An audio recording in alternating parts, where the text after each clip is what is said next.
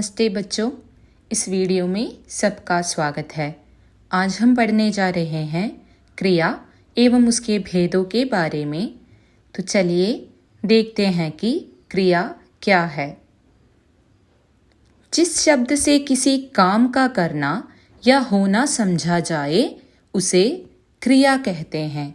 तो बच्चों, क्रिया क्या है?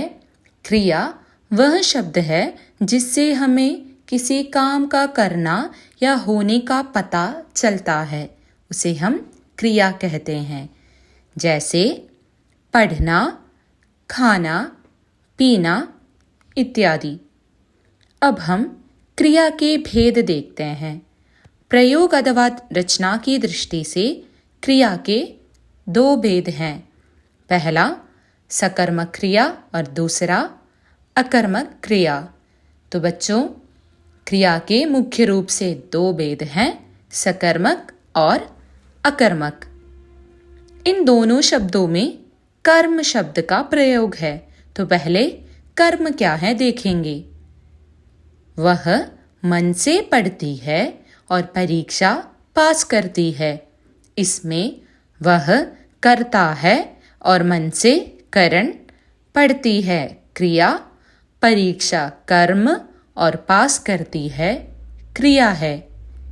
आपने कारक की विभक्तियां पढ़ी होगी और इस आधार पर आप इनकी पहचान कर सकते हैं। इस तरह इस वाक्य में स्पष्ट है कि कर्म क्या है। इस वाक्य में परीक्षा कर्म है। कर्ता और क्रिया किसी वाक्य को पूर्णता देते हैं। जैसे मैं पढ़ता हूँ, यहाँ मैं कर्ता और पढ़ता हूँ क्रिया है। अब एक दूसरा उदाहरण देखते हैं। मैं हिंदी व्याकरण पढ़ता हूँ, यहाँ मैं कर्ता, हिंदी व्याकरण कर्म तथा पढ़ता हूँ क्रिया है। यहाँ कर्म पहले और क्रिया इसके बाद है। मैं ऑनलाइन हिंदी व्याकरण पढ़ता हूँ, यहाँ कर्ता के बाद करण, फिर कर्म और अंत में क्रिया है। इस तरह स्पष्ट हो जाता है कि सकर्मक क्रिया यानी कर्म के साथ और अकर्मक यानी कर्म के बिना। अब इसकी परिभाषा देखते हैं। सकर्मक क्रिया।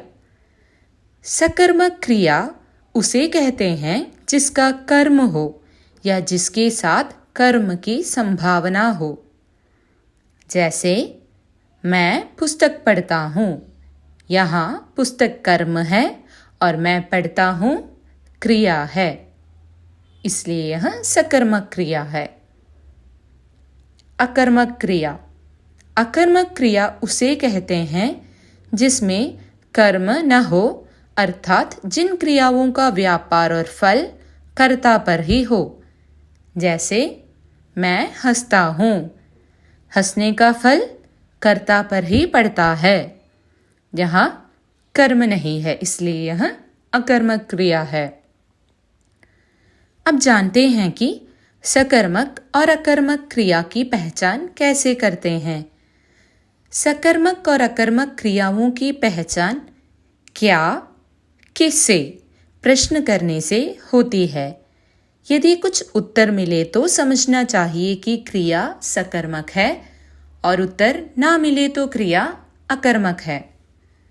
उदाहरण के लिए मारना, पढ़ना, खाना, इन क्रियाओं में क्या, किसे लगाकर प्रश्न किया जाए तो इनके उत्तर इस प्रकार होंगे। प्रश्न किसे मारा? उत्तर गुड़िया को मारा। प्रश्न क्या खाया? उत्तर खाना खाया। प्रश्न क्या पढ़ता है? उत्तर किताब पढ़ता है।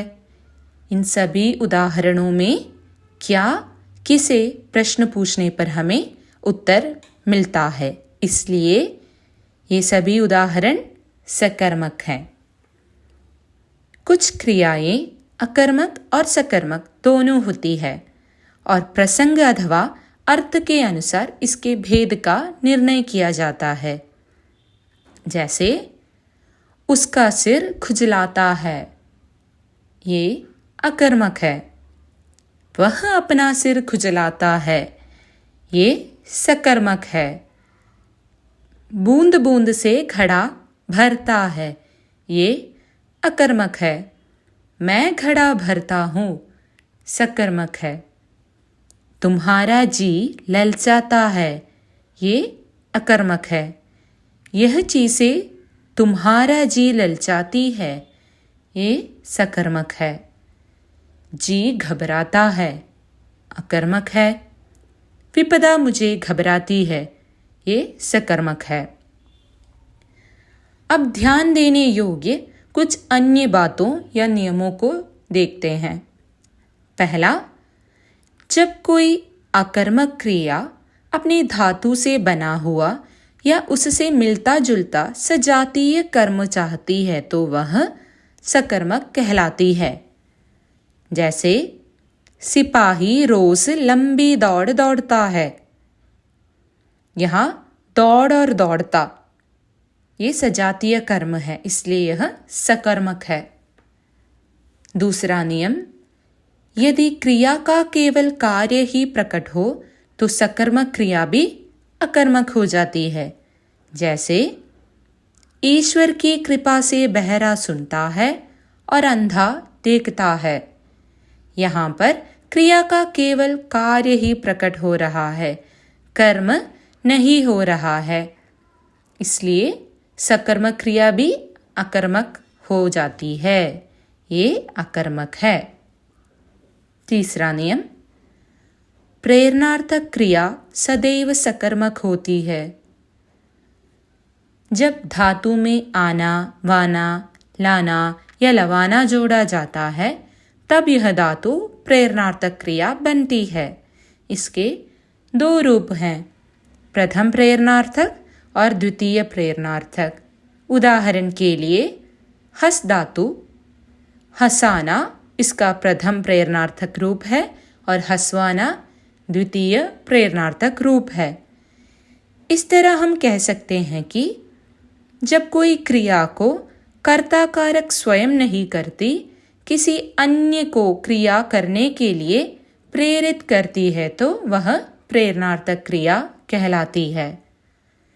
प्रेरणार्थक रूप अकर्मक एवं सकर्मक दोनों प्रकार की क्रियाओं से बनाया जा सकता है। प्रेरणार्थक क्रिया बन जाने पर अकर्मक क्रिया ही सकर्मक रूप धारण कर लेती है। चौथा नियम, पूर्ण गत्यात्मक क्रियाएं अकर्म होती है। जैसे चलना, दौड़ना, उड़ना, हंसना, रोना आदि। तो बच्चों, मैं आशा करती हूँ कि क्रिया और उसके भेदों के बारे में आप समझ गए हो। अब कुछ अभ्यास प्रश्न देखते हैं। पहला, माँ बच्चे को सुला रही है। इस वाक्य में सुला रही है क्रिया और कौन सी भेद है? हाँ, ये सकर्मक क्रिया है। दूसरा, पक्षी आकाश में उड़ रहे थे। यहाँ उड़ रहे थे अकर्मक क्रिया है।